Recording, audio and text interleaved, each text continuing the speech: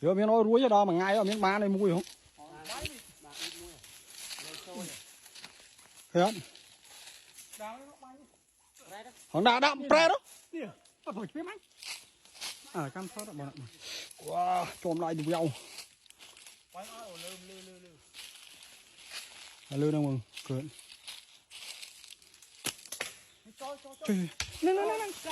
Trời, thế là tốt đấy. Trời nè, cho đây. Trời, nè. Chỗ đây, nè, tôi. Trời, chạm cướp. Hứa tôi. Im ra. Nhẹ nhảy. Trời, bánh, ót thô nè.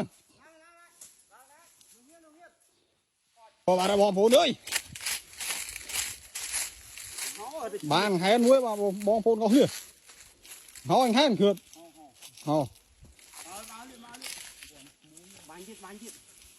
Rồi, chưa ngon.